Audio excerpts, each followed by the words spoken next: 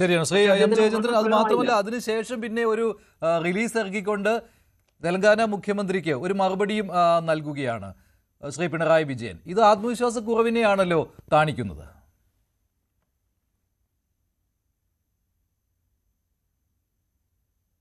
ശ്രീ ജയചന്ദ്രൻ, എന്നോടാണോ ചോദ്യം? അതെ, ശ്രീ എൻ ശ്രീകുമാർ പറഞ്ഞു വന്നത് ഏറ്റവും അവസാനം പറഞ്ഞത് താങ്കൾ കേട്ടുവല്ലോ. അത് രേവന്ത് റെഡ്ഡിക്ക്, തെലങ്കാന മുഖ്യമന്ത്രി രേവന്ത് റെഡ്ഡിക്ക് നേരെയുള്ള മുഖ്യമന്ത്രി പിണറായി വിജയന്റെ പദപ്രയോഗമായിരുന്നു. ഡാഷ് മോനെ എന്നാണല്ലോ അദ്ദേഹം വിളിച്ചത്. അപ്പോൾ ഈ രീതിയിലൊക്കെ പറയേണ്ടി വരുന്നത് അദ്ദേഹത്തിന്റെ ആത്മവിശ്വാസക്കുറവിനെയല്ലേ സൂചിപ്പിക്കുന്നത് എന്നാണ്. അത് മാത്രമല്ല, അതിനുശേഷം ഒരു റിലീസും ഇറക്കുകയാണ്.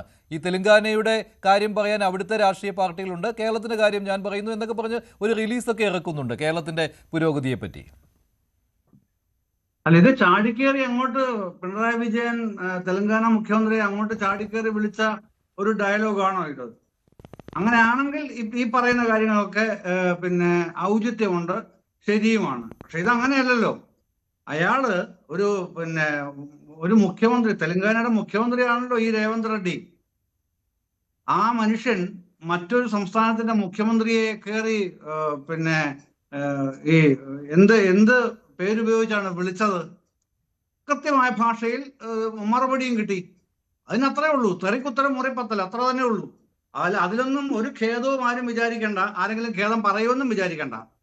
അതൊക്കെ അങ്ങനെയാണ്. പിന്നെ വായിൽ കിടക്കുന്ന നാക്ക് വളച്ച് എന്താണ് പറയുന്നതെന്ന് പറയുന്നവൻ ആദ്യം ആലോചിക്കണം. അങ്ങനെ ആലോചിക്കാതെ പറഞ്ഞു കഴിഞ്ഞാൽ ഇതുപോലുള്ള മറുപടി കൃത്യമായി കിട്ടിയിരിക്കും. അതിലൊന്നും യാതൊരു ഖേദവുമില്ല പറഞ്ഞതിൽ. അതിൽ കേരള മുഖ്യമന്ത്രിയേക്കാൾ സമർത്ഥർ വേറെ ആരുമില്ല. അത് തെളിയിച്ചിട്ടുള്ളതാണ് പലതവണ. കേരള മുഖ്യമന്ത്രിയേക്കാൾ സമർത്ഥർ മറ്റാരുമില്ല അത്തരത്തിലുള്ള വാക് പ്രയോഗങ്ങൾക്ക്, അല്ലെ? അത്തരത്തിലുള്ള വാക് പ്രയോഗങ്ങൾക്ക് കേരള മുഖ്യമന്ത്രിയേക്കാൾ സമർത്ഥനായിട്ട് വേറെ ആരുമില്ല. പല വാക്കുകളും നമുക്ക് അറിയാവുന്നതാണല്ലോ. പാടി പുകഴ്ത്തിക്കൊള്ളൂന്നേ. ഇവിടെ ആർക്കും ഒരു നഷ്ടവും ഇല്ല. നിങ്ങൾ ചെയ്തോളൂ. അങ്ങേര് പറഞ്ഞത് മര്യാദയാണെന്നൊരു ചോദ്യം മഞ്ജുഷന്റെ നാവിൽ നിന്ന് വന്നില്ലല്ലോ. ശ്രീകുമാറിന്റെ നാവിൽ നിന്ന് വരില്ല, എനിക്കറിയാം. അത് ഞാൻ പ്രതീക്ഷിക്കുന്നുമില്ല. പക്ഷെ ആങ്കറായ മഞ്ജുഷന്റെ നാവിൽ നിന്ന് ഞാൻ പ്രതീക്ഷിച്ചു. രേവന്ത് റെഡ്ഡി പറഞ്ഞത് ശരിയായില്ല എന്നൊരു ഭാഷണം അതുണ്ടായില്ലല്ലോ. വേണ്ട, ഉണ്ടാകണ്ട. താങ്കളിൽ നിന്ന് അതിനെ പ്രതീക്ഷിക്കാതിരുന്നാൽ മതിയല്ലോ. പക്ഷെ പിണറായി വിജയൻ അങ്ങനെ മറുപടി പറയൂ. അത് പിന്നെ ഒരുപാട് പേർ അംഗീകരിക്കുന്നുണ്ട്. പ്രത്യേകിച്ച് എന്നെപ്പോലുള്ളവരൊക്കെ 110% അംഗീകരിക്കും. രേവന്ത് റെഡ്ഡി പറഞ്ഞതിന് കണക്ക് തീർത്തുള്ള മറുപടിയാണ് പിണറായി വിജയൻ കൊടുത്തത്. കുറച്ചുകൂടെ ഡോസ് കൂട്ടി കൊടുത്തിരുന്നെങ്കിലും അത് ശരിയാണെന്ന് പറയുന്ന കൂട്ടത്തിലായിരുന്നേനും ഞാൻ. അതുകൊണ്ട് അങ്ങനെയൊന്നും പിണറായി വിജയൻ നികൃഷ്ടജീവി എന്ന് പറഞ്ഞിട്ടുണ്ട്. എടൂ ഗോപാലകൃഷ്ണനെ വിളിച്ചിട്ടുണ്ട്. അതിന്റെ തുടർച്ചയായിട്ടാണ് ഇത് കാണുന്നത്. നിങ്ങളങ്ങനെ കണ്ടോളൂന്നേ. അതിലൊന്നും ഒരു ബുദ്ധിമുട്ടും കേരളത്തിലെ ജനങ്ങൾക്കില്ല. കേരളത്തിൽ പിണറായി വിജയൻ ഈ പറഞ്ഞത് ശരിയാണെന്ന് വിശ്വസിക്കുന്ന ഒരുപാട് ജനങ്ങളുണ്ട്. ആ കൂട്ടത്തിൽപ്പെട്ട ഒരു ജനമാണ് ഞാനും.